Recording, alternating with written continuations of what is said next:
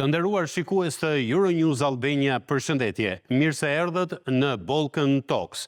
Edhe në emisionin e sotëm, sigurisht që do të fokusohemi tek problematikat e thella në raportet mes Kosovës dhe Serbisë dhe njëkohësisht edhe qëndrimin që po mban faktori ndërkombëtar dhe qëndrimin që duhet të mbajë faktori ndërkombëtar në perspektivën afatshkurtër në kuadër të dialogut mes Kosovës dhe Serbisë. Unë kam kënaqësinë që në emisionin e sotëm të kem një të ftuar vërtet të veçantë. Ai është zoti Bodo Weber, njëri prej njohësve më të mirë të Ballkanit në Republikën Federale të Gjermanisë dhe në të gjithë Europën.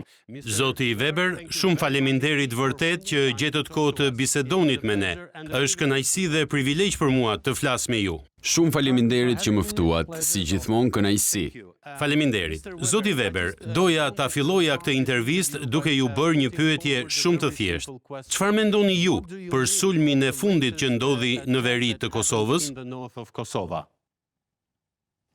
I fear, Franco, I make two things of it. Franko, kam dy gjëra për të thënë. Personalisht dhe fatkeqësisht kam dhënë paralajmërime dhe para se të ndodhte. Politika aktuale mbështetëse e Bashkimit Evropian apo SHBA-s, qasja e tyre në dialogun politik bazuar në të ashtu quajturin propozimi franko-gjerman dhe që çoi në të ashtu quajturën marrëveshje e Brukselit apo e Ohrit, ka dështuar. Së dyti, ky dështim është më i keq se çdo dështim tjetër i nismave paraardhëse në dialog, sepse më parë, kur dështonte një nismë, ktheheshim në status quo.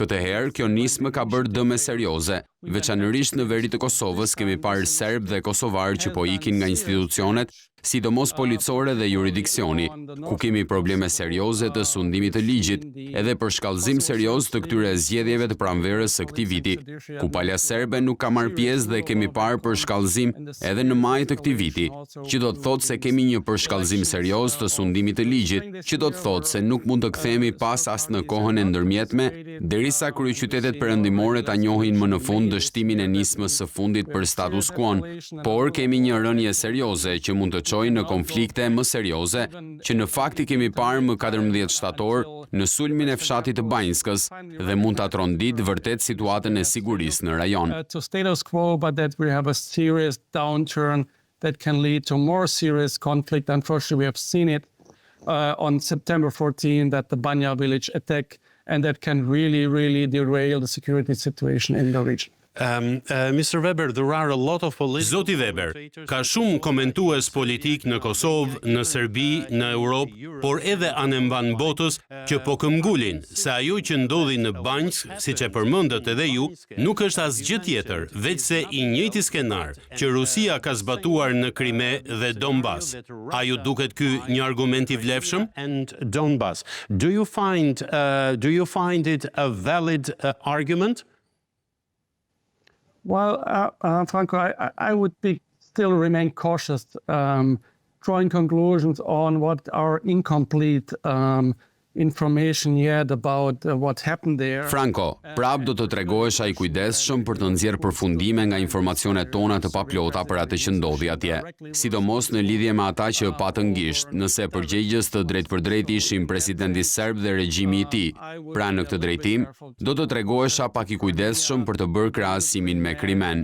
Mund të bëhen disa krahasime me ata që hyjnë atje pa distiktiv, por për sa kohë ne nuk e dim nëse ishin përfshirë zyrtarë serb në shërbimin e sigurisë, apo nëse kishin marrë urdhra nga regjimi, prap do të tregohesha i kujdesshëm me këtë krahasim. Diçka është e qartë, më lejoni të përpiqem ta përkufizoj ose ta analizoj atë që dim dhe atë që s'dim. Dim që një grup prej më shumë se 30 njerëzish të armatosur rënd kur hynë në Kosovë, ishte e qartë që nuk kanë ardhur nga Kosova me ato makina dhe pajisje, pra duhet të kenë ardhur nga Serbia. Së dyti, sasia e pajimeve dhe armëve që ishin për një ekuipazh më të madh se sa 30 veta. Pra këtë pjesë e dim. Nuk dim dhe është e çuditshme që kjo ndodhi dhe bllokimi atyre, ku morën peng besimtar ortodoks, duket pak si jo e planifikuar. Së dyti, ky veprim në vetvete duket se s'ka qenë synimi. Nuk ishte qëllimi i aksionit apo i sulmit, por duket më e arsyeshme të ketë pasur qëllim krijimin e konfliktit në veri. Nuk e dim akoma kush qëndronte pas dhe këtu ka dy versione. I pari është që kishte gisht drejt për drejt regjimi serb, dhe versioni I dytë është që regjimi serb kishte gisht jo drejt për drejt, por u ndihmua nga strukturat të sigurisë pa dieninë e zotit Vučić. Duhet të them se cili do qoftë versioni, në fund kjo është shumë that the secession of the North created a conflict that seems most reasonable. What we still don't know is who was behind, and there basically are two versions there. One is the Serbian regime was directly behind. The second is the Serbian regime was not directly behind, but it was abetted or aided by part of the security structures without the knowledge of Mr. Vučić. I have to say that whatever the version is, in the end, this is highly kompromentuese. Because in any case, if we see what... Sepse sidoqoftë, nëse shohim që ndodhi, në këtë aksion kishte shumë pajime, shumë armë, por I realizuar në mënyrë jo shumë fitimprurse dhe amatoreske për nacionalistët serb, sepse ishte ekstremiteti serb dhe ekstremisti Radojčić dhe lista e tyre, ose regjimi serb I është përgjigjur zjarrit. Kjo do të thotë se jemi vërtet në një dinamik dramatike të rrezikshme, ku ka shumë vend për gjykime të gabuara. Zoti Weber, si e shpjegoni ju faktin që ndërsa po realizohej sulmi, ushtria serbe ishte dislokuar përgjatë kufirit me Kosovën? Rastësi është kjo? Is this a coincidence? Well, I mean, again, that is not clear. Were they deployed when it happened, or did they only deploy afterwards? That is at least what was stated by the US and the other Western... Kjo nuk është e qartë. A janë vendosur kur ndodhi apo më pas? Të paktën kjo u deklarua nga SHBA-ja dhe qeveritë perëndimore. Ne nuk e dim a qëndronte zoti Vučić pas kësaj. Performanca e tij ditën e 14 shtatorit, në fillim heshtje, I pasigurt për reagimin, heshtje për mediat, pastaj një konferencë shumë nervoze për shtyp që në një farë mënyre e friksoi për diçka që nuk ishte e pritur. Këtë mund ta interpretojmë edhe si reagim nervoz. Zoti Vučić këmbgul që s'ka në plan të ndërhyjnë sërish ushtarakisht. Nga një pikpamje arsyeshme, nuk shoh baza suksesi për një plan të tillë. Kfori është aty. I see no basis for such a plan having succeeded with KFOR there, and rationally it would have been madness to go. Do të kishte qenë çmenduri të hysh në konflikt me NATO-n. Këtë dim dhe na lë me spekulime. Në fund pyetja është, janë vendosur aty sepse po zbulohej diçka që s'ishte në plan, apo e parashikuar, apo e kanë bërë për një qëllim të brendshëm propagandimi në Serbi? PR purpose within Serbia. Në çfarë drite e shohin partnerët ndërkombëtar zotin Vučić, pikërisht pas asaj që ndodhi në Banjska në mes të shtatorit, zoti Weber? Mid-September, Mr. Weber. Well, that is interesting here. I mean, as I said, I see this attack and this so far most extreme escalation of the conflict in the north as a direct responsibility of the wrongly designed German-French initiative, wrongly designed primarily... Kjo është interesante. Siç thash, këtë sulm dhe përshkallëzim ekstrem, konfliktin në veri e shosi përgjegjësi të drejtpërdrejtë të nismës së keqhartuar franko-gjermane. E keqhartuar sepse ishte e bazuar te politika qetësuese e Vučić, ndërsa në kontekstin e luftës së Ukrainës, ku Serbia kaloi një presion të madh gjeopolitik, kemi mundësinë e madhe për të pasur kthesën strategjike dhe politike më të ashpër kundrejt Serbisë. Në këtë drejtim, zoti Vučić ishte në pozicion të rehatshëm me dështimin e dialogut dhe perëndimi që fajsoi gabimisht Kosovën për këtë. Prandaj ky veprim është shumë I çuditshëm. Në këtë kontekst, duhet të themi se më duket se në kryeqytetet perëndimore, që ishin ofruesit e kësaj politike qetësuese, ka shqetësime rreth retorikës që erdhi nga Beogradi nga mbrëmja e 14 shtatorit, përmes mëngjesit të nesërm, zyrtarisht, fjalimi nacionalist dhe retoriki medias së regjimit të zotit Vučić, që Serbia, serbët dhe serbët në Kosovë ishin viktima dhe jo keqbërësit. Kemi parë diçka që për mua është pak e krahasueshme me reagimin jo fitimprurës të regjimit të Vučić në lidhje me nacionalistët autokratik që kemi parë pas këtyre sulmeve masive në maj që po vepron në një mënyrë për të përforcuar agjendën e tij, por që është krejt jo fitimprurëse në efektin e saj. Këtë e përmenda dhe në fillim të përgjigjesime. Perëndimi ishte më I tronditur nga ky përforcim nacionalist se sa nga vetë incidenti I ndodhur në Banjsk. Doubling down on his agenda, but in a way that is completely counterproductive in its effect. And that's what I mentioned already in the introduction of my answer, that the West was more shocked by this nationalist doubling down even more than by the very incident that happened in Banska. Mr. Weber, the question... Zoti Weber, ju e përmendët në njërin nga përgjigjet tuaja, por doja këndvështrimin tuaj të drejt për drejt rreth marrëveshjes së Brukselit dhe aneksit të Ohrit. A mbetet ende kjo rruga e duhur për të vazhduar përpara, apo kanë nevojë, e kam fjalën këtu për komunitetin ndërkombëtar, apo kanë nevojë ata të krijojnë një qasje krejt tjetër kundrejt dialogut mes Kosovës dhe Serbisë? Do they need to arrange a completely different approach towards the dialogue between Kosovo and Serbia? No, it has not been, as I already said before the Banska attack. It has. Siç e thash para ndodhisë së Banjskës, nuk ka qenë rruga për të vazhduar përpara, s'mund të jetë rruga për të vazhduar përpara. Fatkeqësisht, perëndimi tani po përpiqet dëshpërimisht, do të thosha, të përforcoj. Tani duhet ta shumëfishojmë zbatimin e atyre marrëveshjeve. Mund t'ju asiguroj, edhe pse se vërtetoj dot dhe ata s'do ta shpallin publikisht, që kryeqytetet perëndimore, përfshirë edhe autorët e nismës franko-gjermane, edhe para Banjskës kanë qenë shumë të vetëdijshëm që kjo nismë ka dështuar dhe nuk do të zbatohet kurrë. Druaj se jemi në një periudhë të ndërmjetme. Kemi parë nisma të dështuara, ku të gjithë e dinë që kjo nismë është e krisur. Situata s'ka arritur akoma në një fazë ku ata që qëndrojnë pas saj ta pranojnë që ka dështuar. Nëse kjo është rruga për të vazhduar përpara, cila është? Këtë po më pyesnit. Po. I would say the following. We need to move Do të thosha që është si në vijim. Duhet të lëvizim drejt një rikthimi serioz që duhet të kishim pasur pas dështimit të negociatave të viteve 2017 dhe 2020. Pra një rikthim të vërtet të negociatave gjithëpërfshirëse. Ndoshta kjo s'do të ndodhë sa të jenë të përfshirë zoti Lajçak dhe zoti Borrell, ndaj duhet të presim derisa të mos jenë më pjesë. Edhe me zgjedhjet e reja, por s'mund të rrim pa bërë asgjë derisa ky rikthim të mund të fillojë. Duhet të ndreqim urgjentisht dëmin e bërë nga kjo nismë në veri. Për mua do të thotë sanitize the damage done through this initiative in the north. That to me means How can it be achieved? Si mund të arrihet, zoti Weber, kjo ndreqje e situatës në veri dhe më pas të vazhdohet në dimensionin politik të krizës? Yes, so I think we need the West needs to make an announcement that they will move. Po, mendoj se perëndimi duhet të bëjë një deklaratë që do të shkojmë drejt negociatave dhe një marrëveshjeje përfundimtare, edhe pse s'mund të fillojnë tani me të. Perëndimi duhet të bëjë një kthes serioze strategjike për Serbinë, të tregohet shumë i ashpër me Serbinë. Bazuar në këtë, duhet të bëjmë disa gjëra. Duhet të lëvizim drejt gjendjes që perëndimi e ka bërë tashmë në NATO, të rikthejmë KFOR-in, por jo në drejtimin e përmbushjes së dëshirave të Beogradit, që do të ishte një fitore e hapur pas ndodhisë së Banjskës, që tregon se po sundojnë autoritetet kosovare. Duke pasur vetëm policinë e Kosovës, shumicën shqiptare dhe policinë speciale, nuk është zgjidhje në veri sepse po i friksojnë qytetarët vendas, u pëlqen apo jo. Prandaj duhet të futemi me një KFOR të përforcuar, njëkohësisht ta mbajmë policinë e Kosovës aty.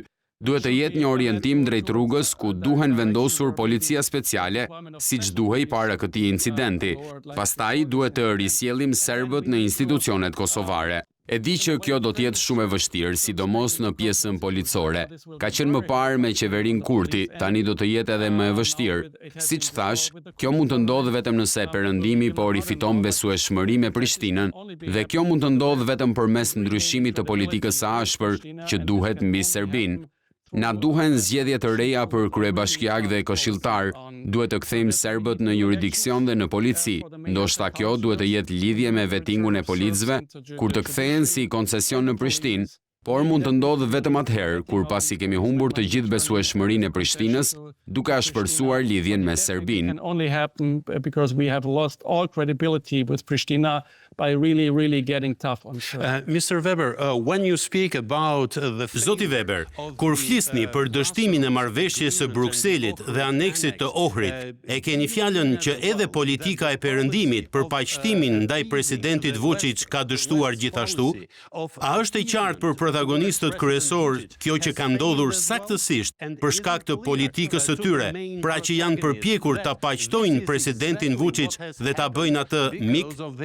policy of trying to appease President Vučić and to make a friend out of him? Yes, I mean, I would say yes to your first question and no to your second. It is a direct Po, do t'i përgjigjesha me po. Pyetjes suaj të parë dhe me jo të dytës. Është produkti drejtpërdrejt i kësaj politike paqëtimi. Kjo është tragjike sepse kjo politik qetësimi që filloi pas luftës në Ukrainë është dështimi i dytë, hera e dytë që kemi pasur një politik qetësimi. E kemi pasur këtë politik qetësimi në ndrejtimin e kancelares gjermane Merkel, ku filloi së pari demokracia në Serbi për dialogun, por si mungese politikave strategjike në të dyja palët, në këtë periudhë derisa zonja Merkel iku para 2 vitesh, perëndimi mbeti bosh. Tani që filloi lufta në Ukrainë dhe mishërimi i nismës franko-gjermane, me rolin drejtues që bëhej ai i SHBA-s dhe bashkë me Serbinë, ju futën dialogu të demokracisë. Pikërisht. For the US thinking they can shift Serbia away from Russia. Me idenë që të largojnë Serbinë nga Rusia. Nga kjo situatë, prap kanë nxjerrë që do të jemi ose kemi qenë duar bosh në të 3 frontet. Nuk e dim me saktësi, por ka disa zëra që kanë dalë armët sekrete me të cilat Serbia ka furnizuar Ukrainën, por kjo sasi e vogël armësh nuk e justifikon dështimin strategjik në të 3 frontet. Po, ky është produkti drejtpërdrejt i politikës së qetësimit dhe së dyti. Aktorët kryesor në perëndim e shohin, mund ta shohin pjesërisht, por akoma s'janë gati ta pranojnë dhe ky është problemi kryesor që kemi.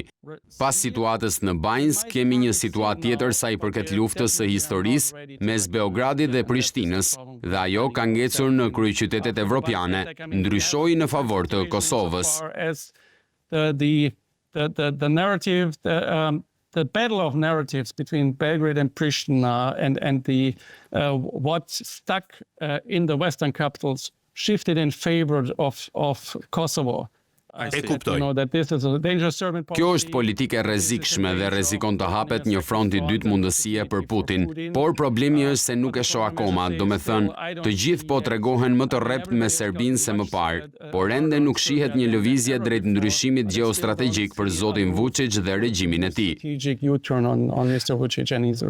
Mr. Weber, I have read a lot of articles. Zoti Weber, kam lexuar shumë artikuj që keni shkruar rreth sjelljes që ka mbajtur Kryeministri Kurti kundrejt dialogut dhe qëndrimit të tij të rrept për 2 çështje, për asociacionin e komunave me shumicë serbe dhe besueshmërinë e Serbisë në dialog. Në dritën e sulmeve të fundit në veri, a mendoni se e vërteta është në favor të zotit Kurti për këto 2 elemente thelbësore të qasjes së tij kundrejt dialogut dhe perëndimit? Those 2 essential elements of his approach towards the dialogue and towards the West. Well, I would give Përgjigjja ime nuk do të ishte me po ose jo, të tregohemi qartë në këtë drejtim. Do të thosha që të 3 palët, perëndimi, negociatorët e SHBA-s, Serbia dhe Prishtina kanë të njëjtën përqindje përgjegjësie. Sidoqoftë në këtë hierarki, përgjegjësia më e madhe është e perëndimit, në vend të dytë është Serbia dhe në vend të tretë është qeveria e Kurtit. Kur bëhet fjalë, edhe nëse qeveria e Kurtit në atë mjedis qetësimi ku ndodhet perëndimi ka provuar se Beogradi e ka gabim, edhe nëse qeveria e Kurtit është sjell mirë dhe sakt në çdo gjë, gjithsesi do të gjendet në një situatë humbjeje të sigurt. Kjo është përgjigjja e kanalizuar. Së dyti, në lidhje me asociacionin, më lini të filloj me një parathënie. Perëndimi e ka studiuar këtë nismë bazuar në episodin e shkëmbimit të drejtë të tokave.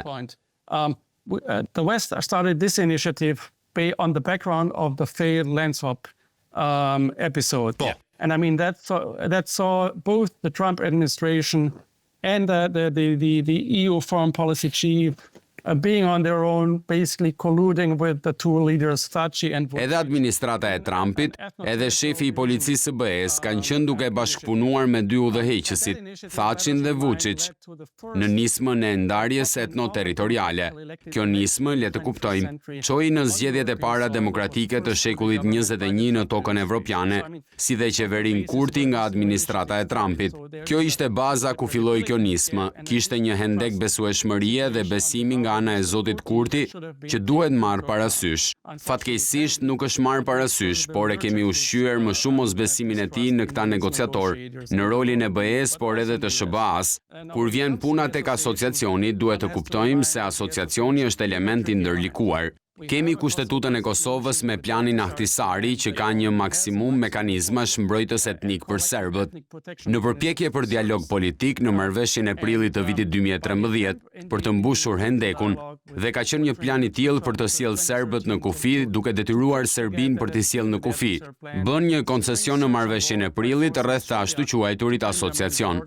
Asociacioni është një krijim ambivalent, sepse siç e thash, serbëve në Kosovë s'mund t'u sjellë më shumë të drejta sepse kaq is an ambivalent creature because first, as I said, it cannot bring Serbs in Kosovo objectively more rights because those Kanë mjaftueshëm, ndoshta më shumë se mjaftueshëm. then Serbia requested then it when they por aso kohe, Serbia e kërkonte kur ishte pro dialogut, është diçka që duhet u tregoj politikisht serbëve në veri pas 3 dekadave kur u ka thënë Beogradi që janë pjesë e Serbisë dhe nuk do të përfundojnë në Serbi. Ky është problemi me asociacionin. Problemi me këtë nismë ishte se në perëndim e kuptuan të gjithë, para se të dilte kjo nismë e re në situatën e tanishme, pas episodit të kaluar, me qeverinë e Kurtit nuk është e mundur të krijohet marrëveshja me Kosovën për të bërë asociacionin, përveç se një skice të një marrëveshjeje përfundimtare gjithëpërfshirëse, që e bën të qartë se ka një njohje nga Serbia. Prandaj e gjithë situata e kësaj nisme, marrëveshja e Ohrit dhe e paqësimit është e gabuar. Për këtë arsye zoti Kurti ka arsye të forta për të cilat i ka rezistuar zbatimit, por nga ana tjetër më lini të them, edhe se shumë hapa të njëanshme, siç e thash, përgjegjësi kryesor në këtë dështim dhe përshkallëzim nuk është Prishtina, por kanë marrë shumë hapa të njëanshme, veçanërisht në veri që i është shtuar për shkallëzimit dhe kjo ka çuar në një situatë ku serbët në Kosovë janë izoluar nga të gjithë, nga Beogradi, nga lista serbe, nga perëndimi dhe fatkeqësisht edhe nga Prishtina. Serbs are alienated by everybody, by Belgrade, by the Serbian list, by the West and unfortunately also by Pristina. Me që po flasim për asociacionin, zoti Weber, jam i sigurt që e keni lexuar propozimin e presidentes së Kosovës Vjosa Osmani, e cila ka kërkuar ndihmën e Shteteve të Bashkuara për të skicuar bashk dhe për të zbatuar gradualisht bashk. Është një lëvizje e zgjuar politike kjo, që tregon se Kosova është gati të respektojë traktatin ndërkombëtar, por njëkohësisht është e bindur në qëndrimin e vet se do të mbështetet edhe nga fuqitë e mëdha në vazhdon e asaj që ndodhi në Banjska disa ditë më parë. Will be supported by the powers following what happened in Banjska a few days ago. Well, I mean, let me say the following. When one looks at what has been discussed as the last failed round of the negotiations in Brussels on September 14, by Mr. Borrell and Lajčák, President. Më lini të them këtë, kur shohim atë që është diskutuar si raundi i fundit i dështuar i negociatave në Bruksel më 14 shtator, nga zoti Borrell dhe zoti Lajčák, presidenti Vučić dhe kryeministri Kurti, është e qartë që ajo që është diskutuar atje një muaj më parë për asociacionin dhe thelbin e asociacionit, që qeveria Kurti po refuzon të 2 negociatorët si partner. Nuk do të futem në detaje tani, por detajet dhe dokumentet nuk janë të gjitha të gjendshme. Propozimi i BE-s në publik tregon qartë se ndërmjetësi është vendosur në një shkallë të rrezikshme me Beogradin. Në këtë drejtim, asociacioni do të binte në kundërshtim me atë që kanë siguruar publikisht negociatorët e BE-s dhe SHBA-s, se ky asociacion do të jetë në përputhje me Kushtetutën e Kosovës dhe jo me qëllim ekzekutiv. Pra ka mjaft arsye që presidentja Osmani dhe kryeministri Kurti të ankohen për ndërmjetësuesit e BE-s dhe të drejtohet nga SHBA-ja. Gjithsesi, duhet ta bëjmë të qartë që SHBA-ja është pjesë e këtyre negociatave, nuk janë distancuar, janë pjesë e paketës, janë pjesë e kësaj nisme.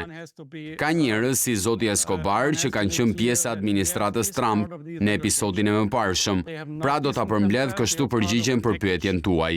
Në një farë mase mund ta kuptoj këtë dëshirë ose propozim të presidentes Osmani për të kaluar nga BE-ja në SHBA, por në thelb administrata e SHBA-s nuk është më shumë pjesë e problemit se sa 2 ndërmjetësuesit dhe institucionet në këtë proces. I can understand this wish or proposal to shift from the EU towards yes by President Osmani, but in essence, the US administration here is no better and part of the problem like the two facilitators and the EU institutions are in this process.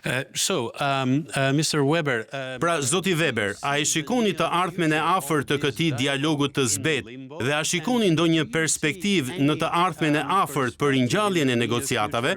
Jam e sigurt që lojtarët ndërkombëtar do të donin që Osmani, Kurti, Vučić e të tjerë të uleshin bashkë dhe të flisnin. Deri tani Osmani dhe Kurti kanë refuzuar. Do të ketë më shumë presion, por a do të ketë një vrull të ri, a do të krijohet një vrull i ri, apo do të duhet kohë që të arrihet atje? A momentum, a new momentum. Will they create a new momentum or will it take time to get there? Well, as I said already, if the Banska attack has not been the maximum wake-up call, then I don't know what it can be other than outright a large-scale conflict between... Siç e thash, nëse ngjarja në Banjsk s'ka qenë thirrja më e madhe për zgjim, atëherë nuk e di ç'mund të jetë tjetër përveç një konflikti të zgjeruar mes Kosovës dhe Serbisë, që urojmë të mos ndodh kurrë. Kjo ishte thirrja më e madhe për zgjim. Ky ishte edhe forcimi i Vučić dhe i medjes së tij, një tronditje shtesë dhe thirrje për zgjim. Siç e theksova, fatkeqësisht, nga njëra anë, kjo e ka bërë perëndimin të jetë goxha më i rrept në lidhje me retorikën e Republikës në Serbi. Të paktën ka bërë që Serbia të ketë mjaftueshëm presion për të tërhequr trupat e saj nga kufiri kosovar, por duke këmbgulur ose duke forcuar nismën dhe marrëveshjen, tregon vërtet atë që kam deklaruar. Jam skeptik që perëndimi ka mjaftueshëm dëshirë dhe forcë politike për t'i vënë kufi kësaj nisme dhe marrëveshje, për të njohur atë që dihet dhe për të lëvizur te nisma e re ose te hapi tjetër që do të jetë marrëveshja gjithëpërfshirëse. This is that, and move on to a new initiative or the next step, which would be reset on negotiations on a final and comprehensive. Mr. Weber, it was very interesting. Zoti Weber, ishte shumë interesante të lexoja anketat më të fundit në Serbi, ku populariteti i presidentit Putin është shumë i lartë. Po ashtu, fakti që shumica e popullit serb për herë të parë është kundër anëtarësimit të vendit në Bashkimin Evropian. A tregon kjo cila ka qenë dhe cila është politika e presidentit Vučić në këtë moment kundrejt mosharmonizimit të politikës së jashtme dhe çështjeve të tjera me Serbisë dhe Bashkimit Evropian? Duket sikur gjërat janë bardhëzi për të gjithë, por njëkohësisht duket sikur politikanët në kryeqytetet kryesore të Europës nuk duan ta lexojnë siç duhet atë. In the main capitals of Europe do not want to read it properly. Pikërisht, e kemi parë këtë për të paktën gjysmë dekade, nuk ishte rasti në fillim të dialogut për shembull. Ju e mbani mend që fillimi i dialogut politik ishte kur erdhi në fuqi regjimi i Vučić. Nuk ishin akoma të qëndrueshëm, jo më të krijonin një kanal tjetër të regjimit, ishin plotësisht pro-evropian. Retorika brenda vendit dhe kundrejt kryeqyteteve perëndimore ishte pothuajse identike. Duhet të kujtojmë që kur u firmos marrëveshja në prill 2013, kryeministri dha një intervistë të famshme që nuk u harrua gjatë në mediat e Beogradit duke i treguar popullit serb që duhet të përballen me realitetin që e kanë gënjur veten për dekada se Kosova ka ikur. Ndryshe nga kjo, për gjysmën e fundit të kësaj dekade, kemi një politikë të qartë dhe sondazhet janë një reflektim i plotë i viteve të tregimeve politike, ku Vučić dhe regjimi i tij kanë një qëndrim pozitiv ndaj perëndimit, ndaj BE-s me kryeqytetet perëndimore dhe një qëndrim kundër BE-s dhe pro-rus brenda vendit. E drejtë. Dhe sidomos tregimet mediatike, kjo është shkatërruese për politikën aktuale, janë proruse në regjimin mediatik që nga 24 shkurti i vitit të kaluar. Pra, ky është produkti i retorikës zyrtare dhe i propagandës të regjimit të Vučić dhe të gjithë ata në perëndim që mund t'i lexojnë anketat, siç e thatë edhe ju, nëse duan mund ta shohin. Mund ta kishin parashikuar vite më parë dhe sinqerisht do pak vullnet politik për të përballur.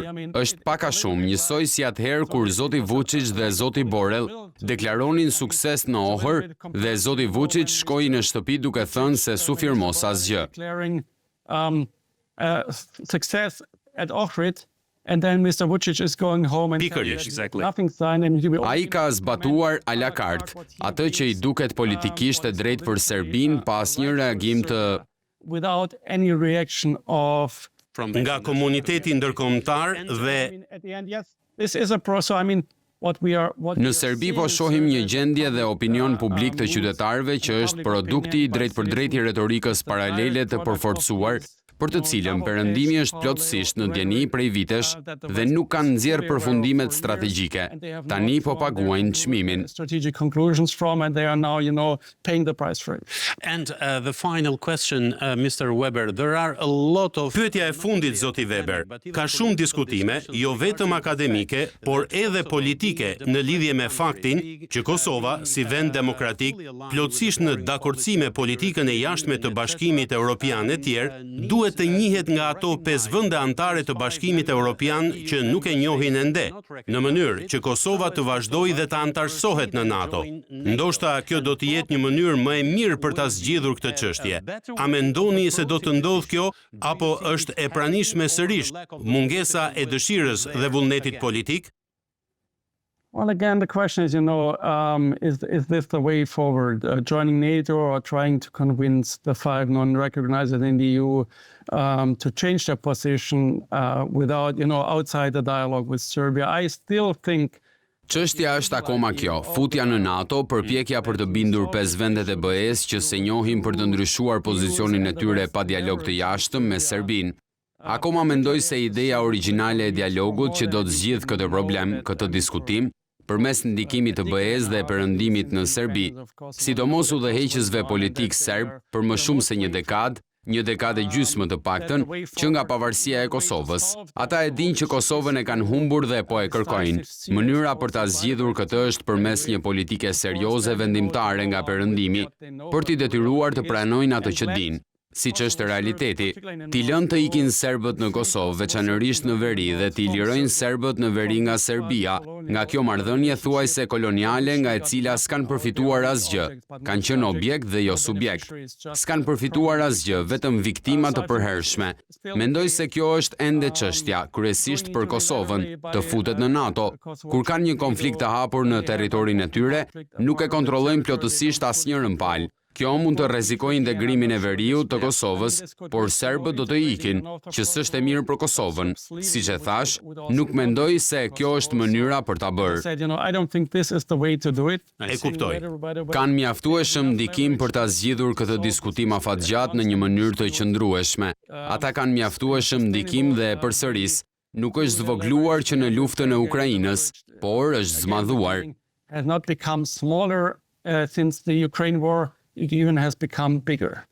Zoti Weber, shumë faleminderit vërtet për kohën tuaj dhe për mendimet që ndat me Euronews Albania. Ju jam shumë mirënjohës. Faleminderit shumë. Faleminderit edhe ju për mikpritjen. Faleminderit. Të nderuar shikues të Euronews Albania, ky ishte Balkan Talks për ditën e sotme. Deri në takimin ton të radhës, nga unë Franko Egro, faleminderit për vëmendjen dhe miru takofshim.